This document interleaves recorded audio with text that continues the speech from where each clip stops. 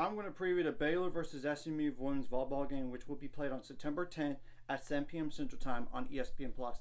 And I do not know what the rankings are going to look like. I would imagine Baylor should move up in the polls because they beat number 18 with Minnesota 3-2. They also narrowly lost to number 6 Wisconsin, as well as a win against Rice. So they're 5-1 on the year.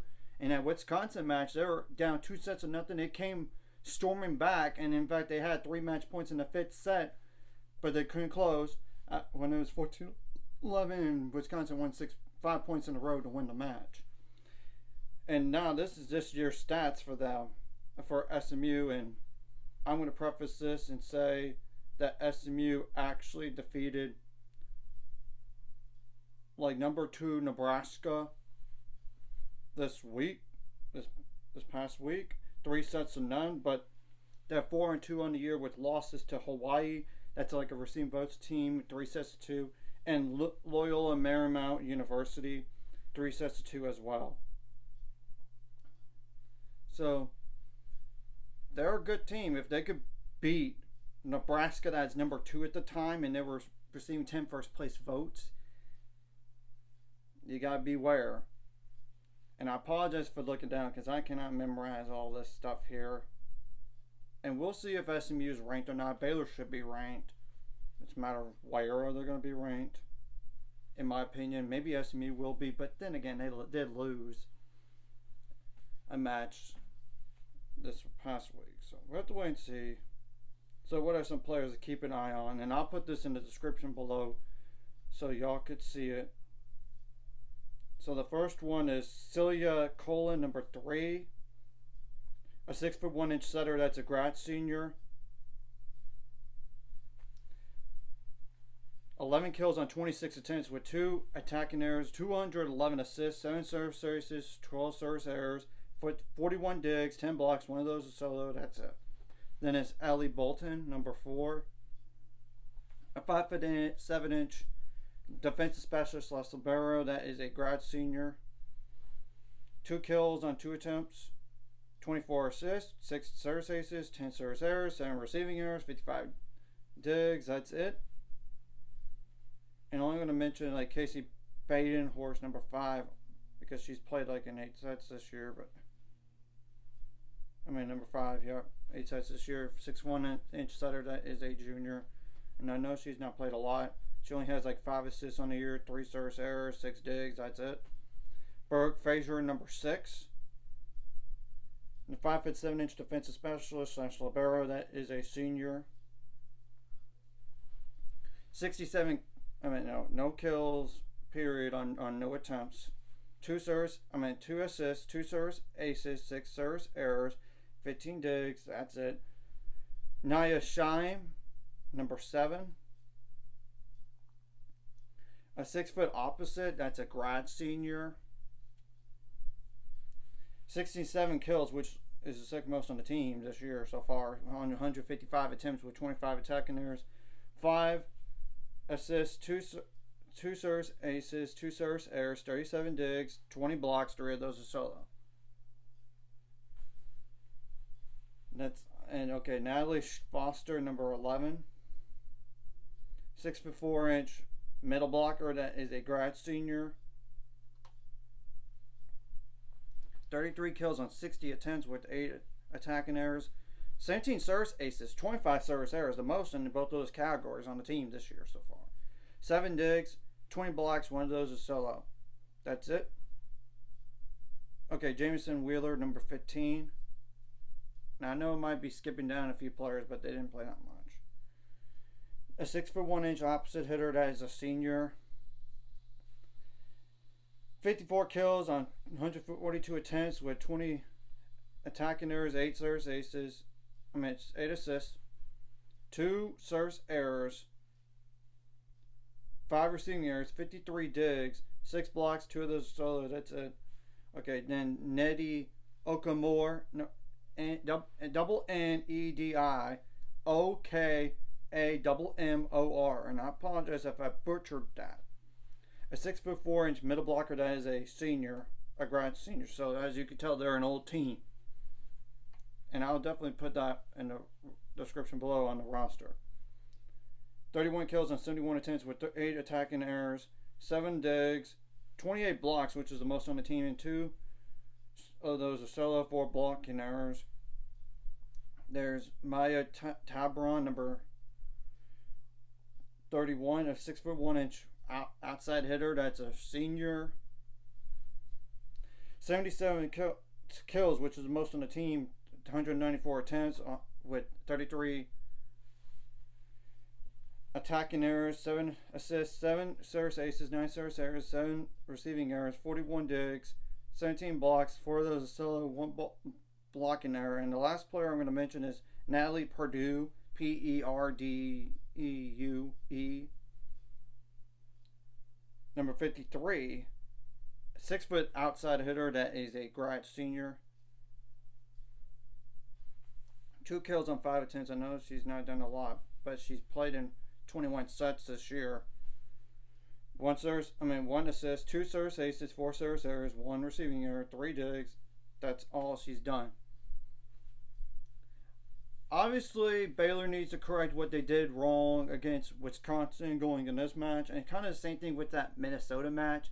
You cannot have a set match points and then let up to get them the opportunity to get a match point on you.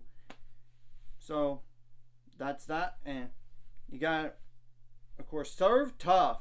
I mean, make it difficult for them to pass the ball and get, of course, getting some service aces.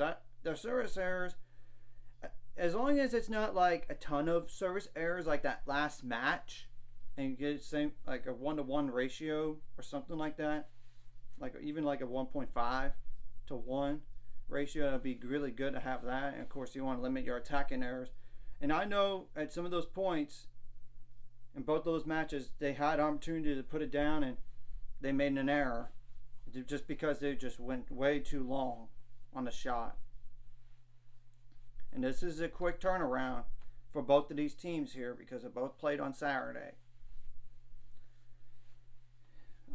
Of course, you want to get more blocks than the other team, more digs than the other team, try to hustle them, and that's kind of what that was Minnesota match was. And Wisconsin, they were both even in a lot of categories. You want to be really good on side outs, and make them not as good on their side out.